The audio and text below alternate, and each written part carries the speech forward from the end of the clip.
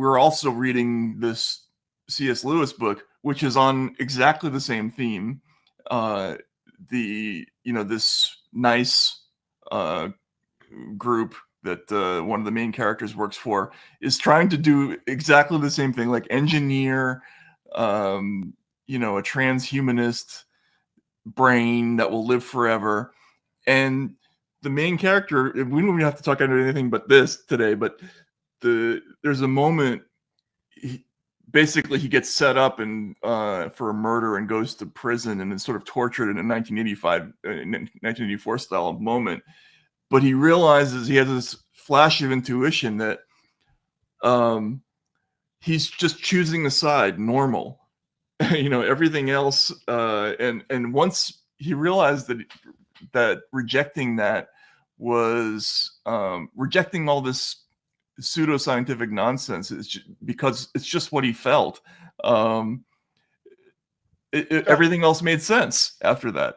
Right. So we've made the mistake again of not naming the book, That Hideous Strength. I'm sorry, yes. By C.S. Lewis. Here's where we are in it. I'm about 50 pages from the end.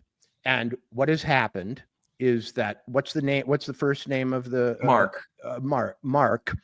Mark, who has been the initiate into NICE, which is a cross between OpenAI, the Manhattan Project, the WEF, USAID. It's everything in one, as a initiative to basically leave Earth, leave the body, leave morality, leave nature, and fuse with some, well, it now turns out, demonic intelligence that's coming in from space. I mean, the experience of kind of loony, but yeah. The experience of reading this book is really quite extraordinary, because it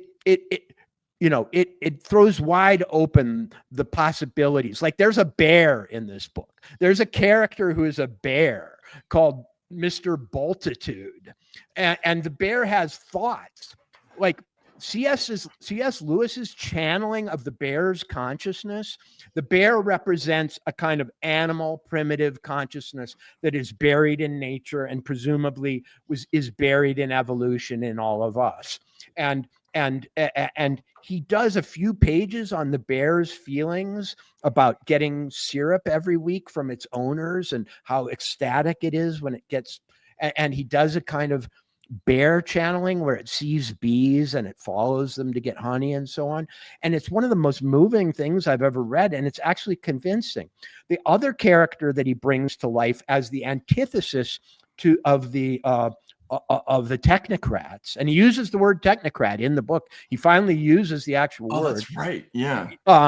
Is Merlin, I know, the Arthurian druid magician who is brought back to life and joins, like, what my friend Doug Rushkoff calls Team Human. So yeah, the whole book is a competition to get Merlin's powers.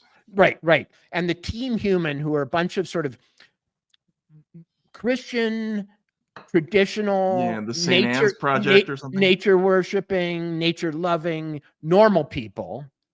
Actually, their main woman, who's this medium who's having these dreams, she's not Christian, but they kind of are convincing her toward the end that she needs to convert. They get Merlin, the reanimated Merlin, who's been like living in some kind of tomb under this heath or this meadow. They get him on their side. And the conversations with Merlin are fucking great, man. I mean, Merlin represents this. He's kind of a fascist, actually. I mean, he combines like bloody, druidic. He smells like seaweed and moles and worms and rats and pine trees and everything. He's a combination of nature and magic. Whereas on the other side, you have the disembodied head in this weird sterile room. The gaping and dribbling head. I'm never going to forget that phrase. Right. The gaping, dribbling head, which we find out at this like 4/5 point of the novel, is actually a channeling device for these demonic space entities called macrobes as opposed to microbes. They're macrobes. And we see that the anti-human, the Klaus Schwab side, the Bill Gates side, really are involved with channeling these extra dimensional space beings through this severed head, which may as well be ChatGPT. And frankly, Mark, the guy who is the protagonist, yeah, the protagonist who's seduced by these people, should be called Ezra Klein. Except that he has except he's got more of a conscience, right? Yeah, his conscience actually activates at some point, which could happen with anybody. Right. But it's funny when you lay out all the different plot devices of this book. It's a lot. I'm not gonna lie. Like in terms of part of what being a great novelist, I think, is the knowing how much you can stretch your audience's ability to balance difficult or outlandish concepts. Like when we're in 1984, like I never felt like I left that world for a second as I read that book. It was very convincing, but this book is like, it's just wild. It's like an acid trip. I know you're not supposed to, that's like one of the forbidden metaphors in magazine writing, never compare anything to an acid trip, but it is a little bit like that. But ultimately it's a very simple message, which is good and evil always exist. There's this effort to try to conquer nature with this scientific quantitative method, to overcome God, always ends in failure, and you should listen to your heart and reject it, and just as a simple moral choice, it'll be easier, right, that way. But it's not a book which holds out a merely sentimental slip. No, I think it's a deeply moral and intellectual. Mm-hmm. In other words, Lewis very persuasively and dialectically and logically and theologically is able to convince you, at least for moments, even if you're hostile to Christian thought or spirituality in its traditional forms, he's able to convince you that these other people, these sort of Nietzschean, Zarathustrian technocrats who are going to combine everything into one single intelligence. One thing he convinces you about Nice is that they're only going to need one person ultimately. Like, in other words, they're going to create God. They're going to recreate God, and they won't need all this individuality business.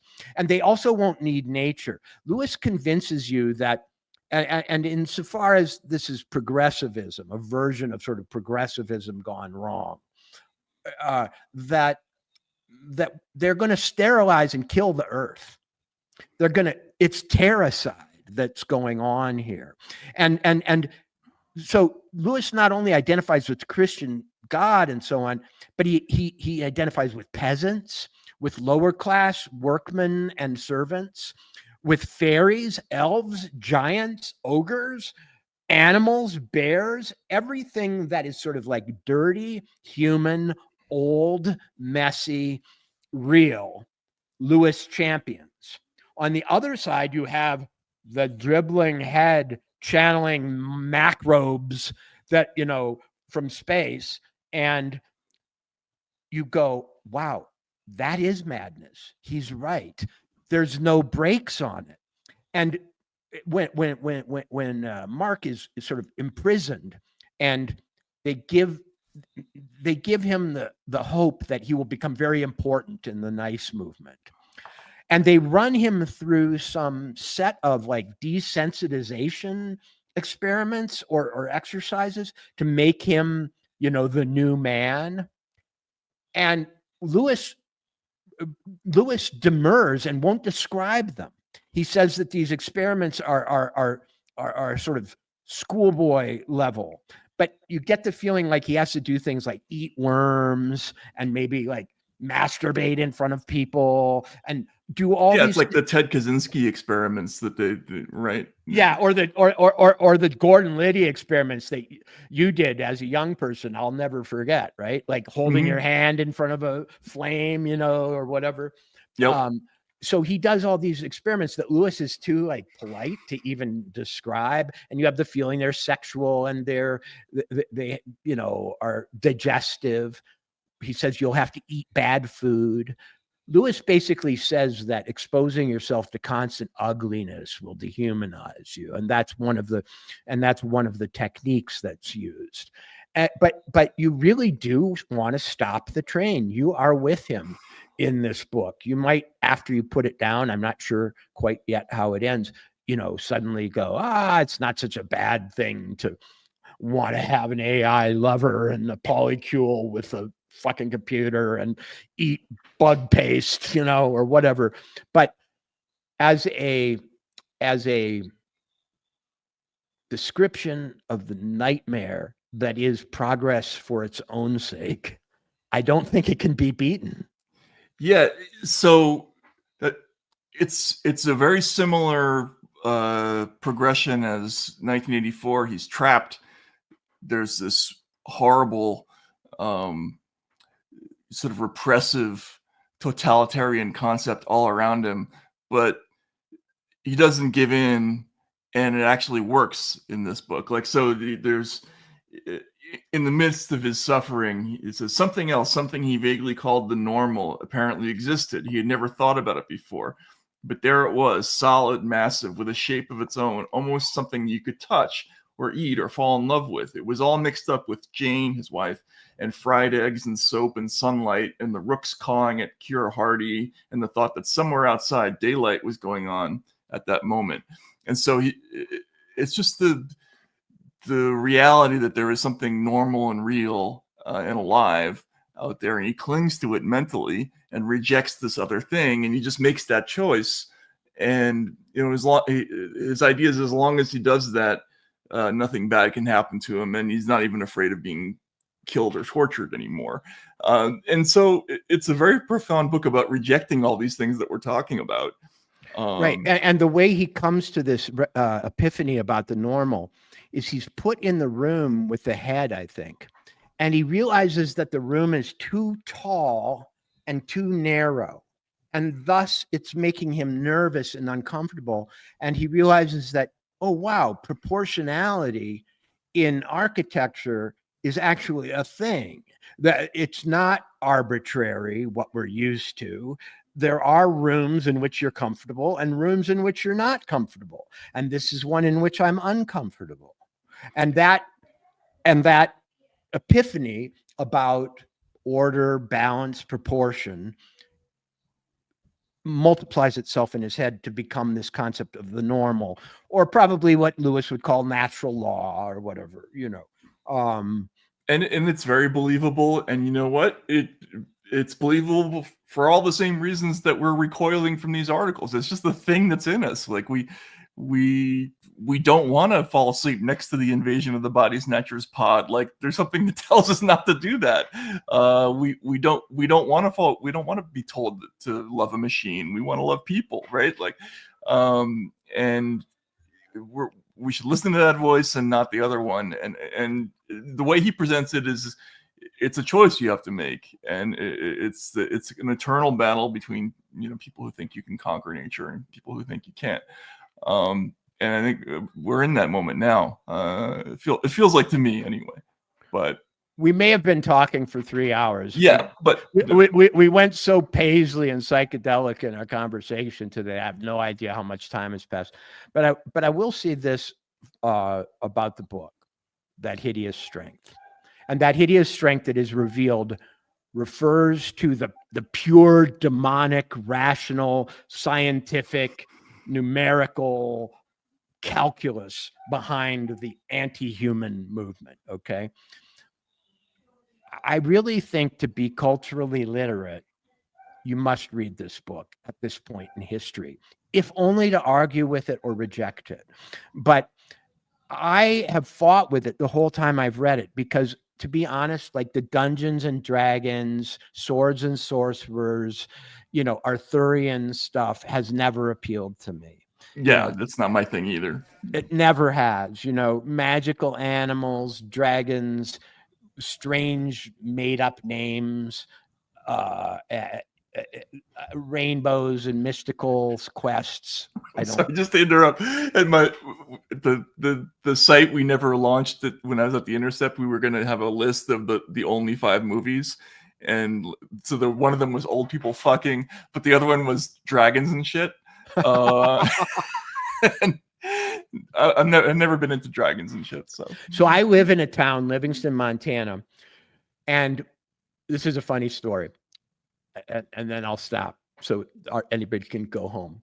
And when I was here back in the early 2000s, maybe the late 90s, we have a grocery store. And I went into the grocery store one night, and there was a kid sitting at a table dressed in a Renaissance fair costume. He was dressed like Robin Hood or something with a feather out of his hat. And he was signing his books that he'd published at the Insty Prints, at the Kinko's. He'd written books. Here I am, young published author, on his way. And I walk in, and there's this kid dressed like, he's out of fucking Robin Hood or the Canterbury Tales or a Renaissance fair with his self-published book. Okay. I go in, buy my things, leave. Well, a couple years later, that kid turns out to be one of the best-selling writers of all time in the United States. Oh, was it Gary? What's his name? No, his name's Christopher Paolini. Uh-huh. Christopher Paolini. He wrote a book called Aragon. Oh, yeah. Yes. And because another author who wasn't a dick like me got the book, bought the kid's book. His name is what's the name of the writer? He's the Florida mystery writer, the best-selling writer. Oh, Carl Hiaasen? Carl Hiaasen, who comes out to Livingston, bought the kid's book, gave it to his son on the drive back from Montana to Florida, and the son was quiet for like a day. And Carl looked back and said, "What are you doing back there? Why aren't you bugging me?" And he's like, "I'm loving this book." So Carl brings the manuscript of the book that was in the Albertsons to Knopf, and they publish it. And Chris Paolini's career is launched as an incredible best-selling writer. So even if I liked Dragon books, after having basically snubbed that kid and then having him exceed me by 10 million zillion copies, I can't afford to like them now. I can't give up now. I have to keep my snob, my snob factor. But I dropped it for this book because, damn it, it's affecting Merlin, a bear. There aren't any dragons, but spirits and other things, dwarves and ogres. I'm digging them. And the ideas are right on the money in terms of how predictive they are about the whole transhumanist thing. Like it's actually uncanny in places. So fascinating to read. And those people were right. There's a reason they all have 15 year Netflix deals and stuff like that, and we don't. Anyway, we'll wrap that book up in the next show. And Walter, this was a fun conversation. We got all kinds of places today. Thanks everybody for hanging out with us, and we'll see you later this week. See you then.